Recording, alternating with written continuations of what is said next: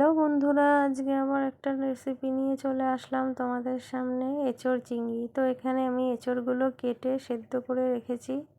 তো এরপরে আমি কড়াইতে তেল দিয়ে দিচ্ছি। কড়াইতে তেল দেওয়ার পরে আমি আলুগুলো দিয়ে ভালো করে ভেজে নেব। তো আলুগুলো দেওয়ার পরে আমি লবণ হলুদ দিয়ে আলুগুলো ভালো করে ভেজে তুলে নেব। তো আমার এই যে এখানে আলু ভাজা হয়ে গেছে, আমি এবার তুলে নিচ্ছি। এরপরে আমি কড়াইতে আরেকটু তেল দেব। তেল গরম হয়ে আসলে দিয়ে দেবো গোটা তেজপাতা আর জিরে। তো এই যে জিরে ফোড়ন দিয়ে দিলাম। এরপরে দিয়ে দেবো একটা টমেটো আর পেঁয়াজ বাটা। এগুলো দেওয়ার পরে আমি অল্প একটু চিনি দিয়ে দেবো, কালারটা যাতে ভালো আসে। তো এই যে আমি একটু চিনি দিয়ে দিলাম। এরপরে দিয়ে দেবো একে একে আদা বাটা, রসুন বাটা, লঙ্কা বাটা দিয়ে এবার কষিয়ে নেব।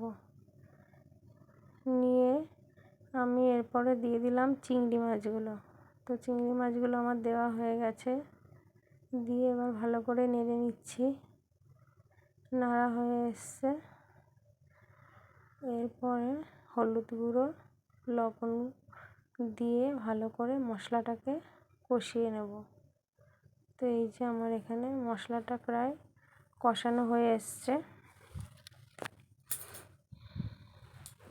তো এই যে কষানো প্রায় শেষ। এরপরে আমি সেদ্ধ করে রাখা এঁচোড়গুলো দিয়ে দিলাম। তো এঁচোড়গুলো দেওয়ার পরে এবার ভালো করে কষাতে হবে।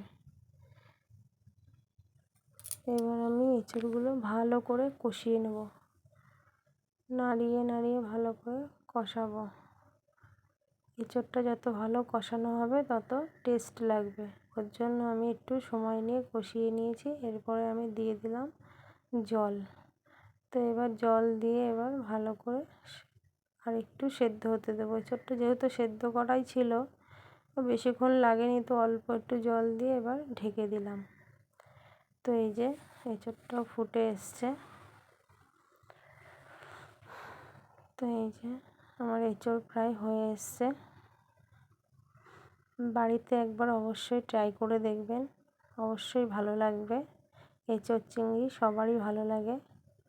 তো এই যে আমি গরম মশলা দিয়ে এরপরে নামিয়ে নেব।